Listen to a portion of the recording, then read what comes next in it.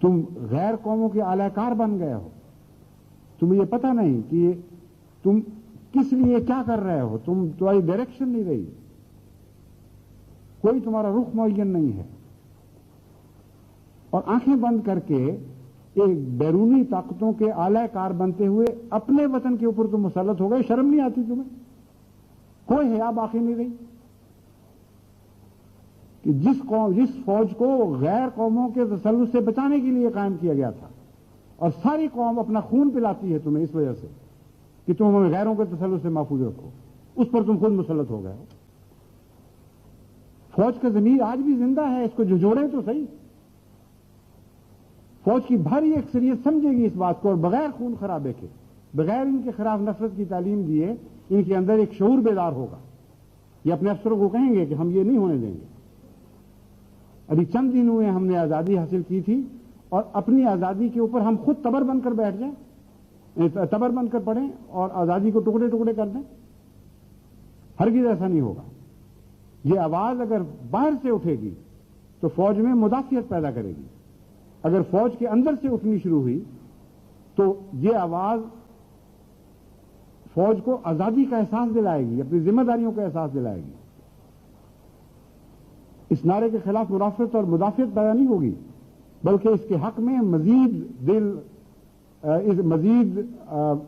فوجی اور آوازیں بلند کرنا شروع کر دیں گے.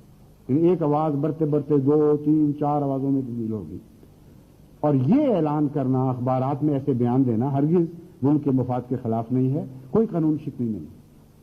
اب کوئی نفرت کی تعلیم نہیں دے رہے. آپ یہ معاملہ کھول کر بیان کر رہے ہیں کہ دیکھو یہ ہو رہا ہے, ایسا نہ کرو, تم کر سکتے ہو, مگر ہم تمہیں تمہاری ضمیر کا واسطہ دیتے ہیں, تمہاری وطن کی محبت کا واسطہ دیتے ہیں, تمہاری ماں اور بہنوں کی عزت کا واسطہ دیتے ہیں, تمہارے بلکتے ہوئے بچوں کا واسطہ دیتے ہیں کہ خدا کے واسطے اپنی ہی قوم کی آزادی کو نہ لوٹو. چھین سکتے ہو, کیوں نہیں چھین سکتے؟ طاقت کی بحث نہیں ہے, مگر اگر چھینو گے تو ہمیشہ کے لیے ملعون بن جاؤ گے, ہمیشہ کے لیے تاریخ میں عبرت کا ایک نشان بن جاؤ گے. میر جعفر کے نام کی طرح تمہارے نام پر لعنتیں ڈالی جائیں گے.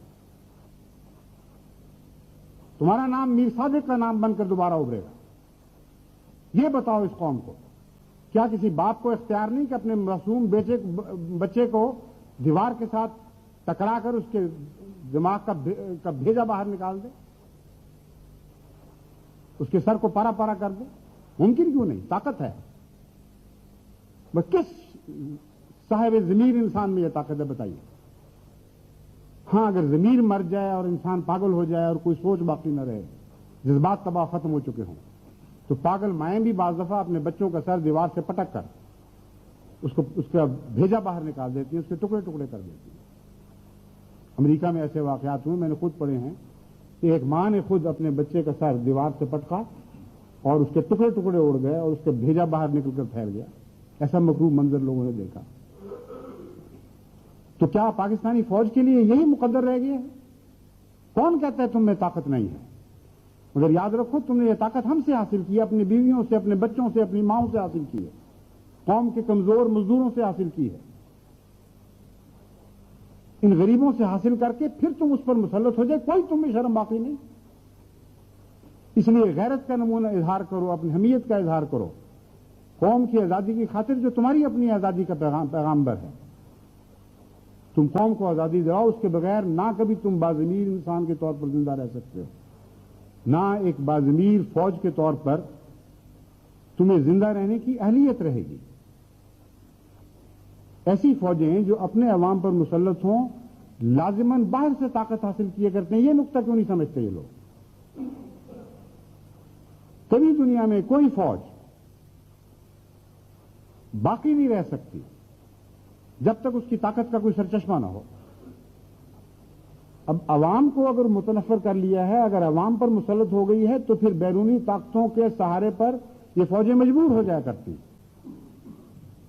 اور یہی وہ راز ہے جسے سمجھ کر غیر قومیں غریب قوموں پر حکومت کرتی ہیں. فوج کو رشوت دینا سکھاتی ہیں, فوج کو چند افسروں کو ظلم کرنا سکھا دیتی ہیں اور ان کے سپرد طاقت کر دیتی. پھر وہ جو ظلم میں بڑھتے ہیں وہ مجبور ہوتے ہیں کسی بڑی طاقتور قوم کا سہارا لینے پر، اور جن لوگوں نے جن کے مشوروں سے جن لوگوں نے ان کو مسلط کیا ہو وہ ان کی طرف جھکتے ہیں، اور مزید یہ تعلق بڑھتے چلے جاتے ہیں، یہاں تک کہ اپنا ہی ملک اپنے ہی فوج کے ہاتھوں ایسی غلامی کی زنجیروں میں جکڑا جاتا ہے جس کے ٹوٹنے کے آثار نظر نہیں آتے۔ اور جب آزادی کی باتیں ہوں بھی تو سودا بازی کی باتیں ہو رہی، آزادی کی باتیں نہیں ہو رہی ہوتی۔